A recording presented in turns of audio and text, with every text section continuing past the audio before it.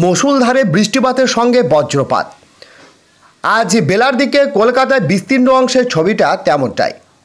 অনেক রাস্তাঘাট জল জমে গিয়েছে কিছুক্ষণের বৃষ্টিতে। আলিপুর আবহাওয়া দপ্তর জানিয়েছে, আজ দক্ষিণবঙ্গের একাধিক জেলায় বিক্ষিপ্তভাবে বজ্রবিদ্যুৎ সহ বৃষ্টিপাতের সম্ভাবনা রয়েছে।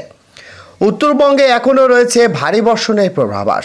আগামী সপ্তাহে বঙ্গোপসাগরে একটি নিম্নচাপ তৈরি হতে পারে, যার ফলে দুর্গাপুজোর আবহাওয়ার প্রভাব পড়বে। পুজোয় বৃষ্টির সম্ভাবনা রয়েছে বলেই মনে করা হচ্ছে।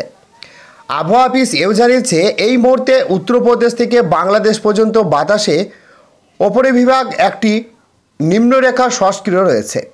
এর প্রভাবে উত্তরবঙ্গে বৃষ্টি হচ্ছে। দক্ষিণবঙ্গের বৃষ্টি তো হতে পারে। বঙ্গোপসাগরের দিকে প্রচুর পরিমাণে জলীয় বাষ্প ঢুকে স্থলভাগে, সেই কারণেই বৃষ্টি অনুকূল পরিস্থিতি হয়েছে। তো বন্ধুরা, বিস্তারিত জানতে হলে ভিডিওটিকে সম্পূর্ণ দেখবেন।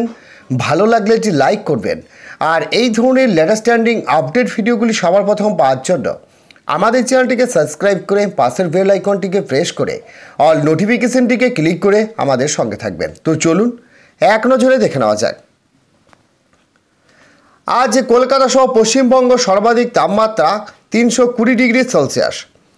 আজ বজ্রবিদ্যুৎ সহ বৃষ্টিপাত হতে পারে উত্তর 24 পরগনা, দক্ষিণ 24 পরগনা, পূর্ব মেদিনীপুর, পশ্চিম মেদিনীপুর, ঝাড়গ্রাম, পুরুলিয়া, বাঁকুড়া, মুর্শিদাবাদ এবং নদিয়া। আগামীকাল অর্থাৎ মহালয়ায় একই পূর্বাভাস রয়েছে নদিয়া, 2 মেদিনীপুর, 2 24 পরগনা, ঝাড়গ্রামে।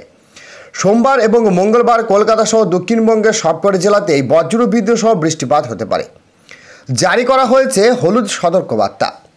উত্তরবঙ্গের ক্ষেত্রে আগামীকাল 8টি জেলাতেই ভারী বর্ষণ এবং 7 থেকে 11 সেন্টিমিটার বৃষ্টিপাতের সম্ভাবনা রয়েছে।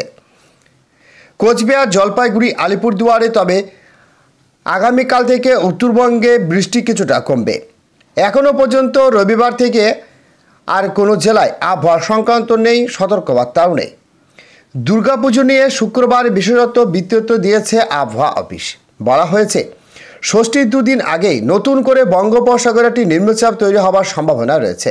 তা ক্রমশ গভীর নিম্নচাপে পরিণত হতে পারে। ফলে পঞ্চমী থেকে দশমী দক্ষিণবঙ্গে কম বেশি বৃষ্টিপাত চলবে। বৃষ্টির সম্ভাবনা বাড়তে পারে পুজোর শেষের দিকে, নবমী এবং দশমীর দিন। শনিবার কলকাতায় সর্বনিম্ন তাপমাত্রা ছিল 28.4 ডিগ্রি সেলসিয়াস, স্বাভাবিকের চেয়ে 2.1 ডিগ্রি সেলসিয়াস বেশি।